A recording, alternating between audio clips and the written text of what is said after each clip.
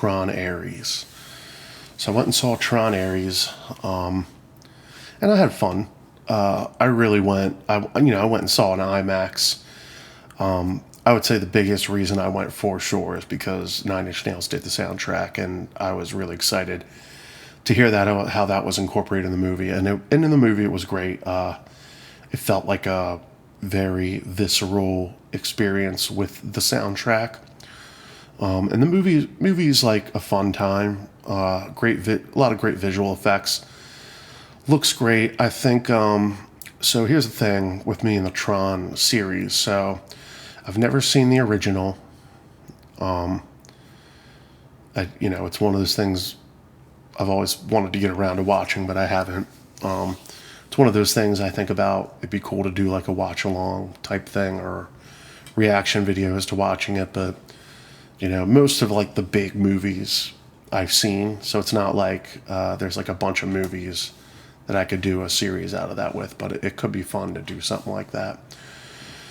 But I saw Tron Legacy when that came out because I remember everyone was talking about, if there was people that talked about it like it was a big deal, and I remember seeing it and being really blown away by it visually, but the story was just kind of like okay for me, and that's kind of how I felt about this one. Like I think the thing I liked about Tron Legacy was the larger story, but also like the games and stuff that are in it, and how like the different types of games they had, like with the cycles and the discs and stuff, like that kind of cut in with like the larger story, kind of added a lot of tension into that movie. Whereas like this one has some of those elements, but it doesn't necessarily dwell much on like any of the gaming aspects of it. But like I know a lot of people probably weren't too thrilled about this movie. I mean, sadly, Jared Leto gets a lot of hate, and I can understand why. He's definitely an out there character, but in real life, but I've seen him in a lot of movies where I liked him. He was in I think Lord of War. He was really good. Obviously, Fight Club. Some of these movies he's more of a background character, which he seems to work well in. I watched that movie, The Little Things, with Denzel Washington, and he was kind of creepy in that movie, but he kind of worked in that role.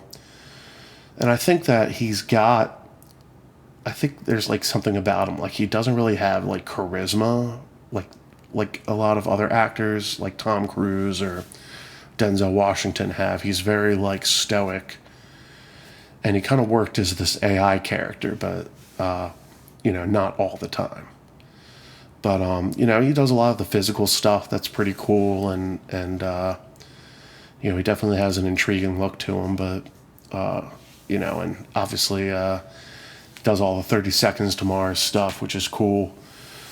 But yeah, man, overall, like it was just an okay movie. Like I think we're in a tough time right now with the economy, where people are with the price of what it costs to go see a movie. A lot of people really need a good reason to go, and I think in a lot of ways this movie could have been like a really great theater experience, but people just don't have that kind of money to spend right now. Like everyone's struggling to buy groceries, and so going out to see a movie is a tough ask.